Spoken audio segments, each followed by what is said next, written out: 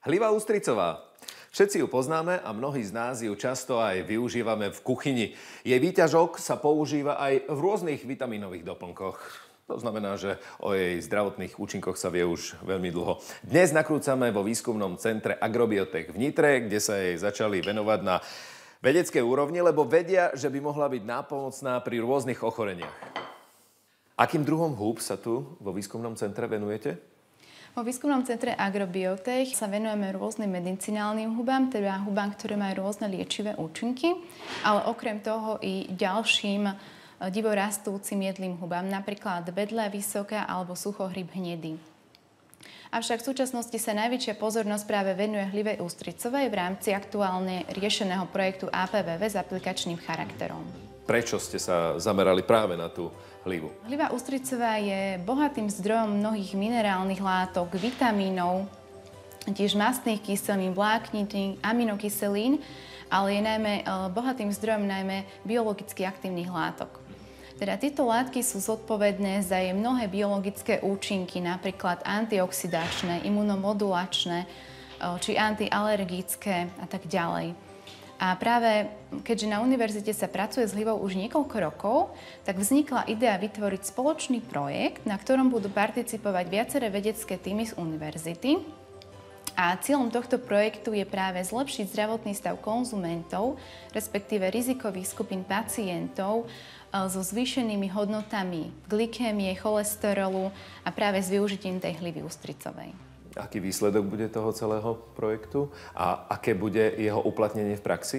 Výsledky, ktoré získame počas tohto projektu, vieme aplikovať pri vývoji nových funkčných potravín.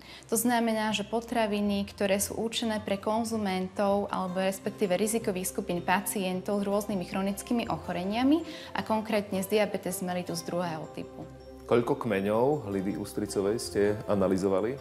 Keďže vedecký projekt bol rozdelený do niekoľkých vedeckých etáp, prvou vedeckou etapou bola práve pestovateľská časť.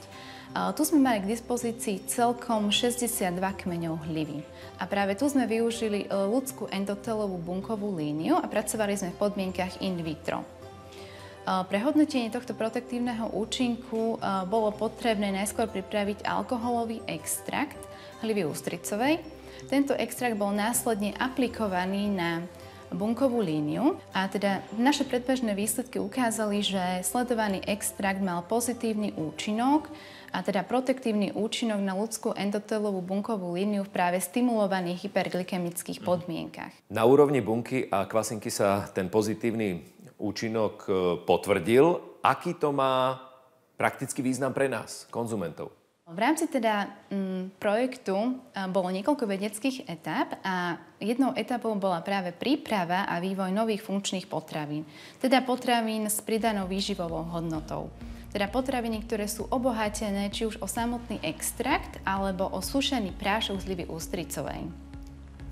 A tu vo výskumnom centre Agrobiotech sa nám podarilo naozaj pripraviť nové potravinárske produkty, ktoré sú obohatené o tieto extrakty, či už ide o čokoládu, čipsy alebo pekárenské výrobky. V rámci projektu prebieha aj klinická štúdia, do ktorej sú zapojení pacienti s diabetes druhého typu. Máte už k dispozícii nejaké výsledky? Štúdia ale nedávno skončila a bola robená vo viacerých ramenách, ešte posledné rameno dobieha, ale nejaké predbežné výsledky už máme, i keď nie sú ešte relevantné, pretože to treba riadne štatisticky vyhodnotiť a ešte niektoré analýzy dorábame, lebo sú také náročnejšie.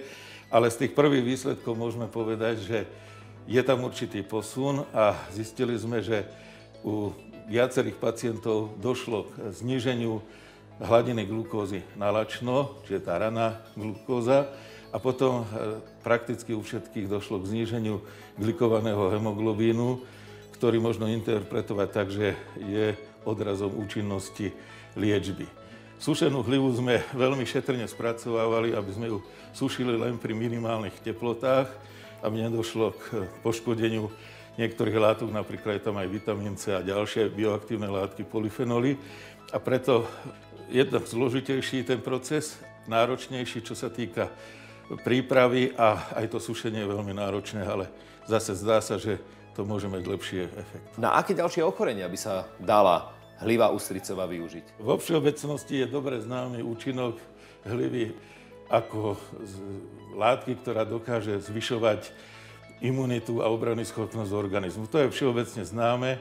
Zatiaľ ale musím trošku odlišiť ten náš výskum od toho, že doteraz väčšinou tie beta-glukány, ktoré sú na trhu, sa robia z obilnín, či už ovsené alebo ďalšie. A my robíme z hlivy, ktorá doteraz nebola tak využívaná. Je to trošku náročnejšie pestovateľsky aj finančne. A možno, že bude mať lepší efekt ako tie obilné. A chceme potvrdiť teda aj účinky protizápalové. Máme tam takú škálu protizápalových faktorov, imunoglobulinov, ktoré v rámci tej štúdie sledujeme, uvidíme, ako to vyjde. Ďalej, na čo by to mohlo mať efekt, je, že ak sú tam aj tie polyfenoly, ale samotný aj beta-glukán, má určitý efekt na to, že môže zvyšovať antioxidačný status človeka a ten by nás mal chrániť pred civilizačnými ochoreniami.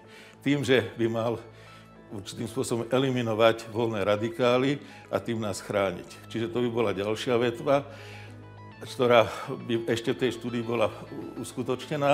A tretia by bolo zhodnotenie lipidového spektra, pretože sa ukazuje, že môže to mať aj vplyv na lipidové spektrum, ktoré podmienuje vlastne vznik aterosklerózy a tým všetky komplikácie, ktoré z aterosklerózou súvisia, najmä kardiovaskulárne. Vo výskumoch ďalej je dokázané, že má veľmi dobrý efekt aj na rakovinové procesy. To je trošku náročnejšie sledovať, tam je tých vstupov veľa, ale to možno v budúcnosti bude témou. Zistili ste napríklad nejaké rozdiely medzi látkami v hlúbiku a v samotnej hlavičke? Áno, hlavne sme sa zamerali na obsah beta-glukánu a potom sme sa zamerali aj na obsah iných bioaktívnych látok, či to už boli vitamíny alebo polyfenoly.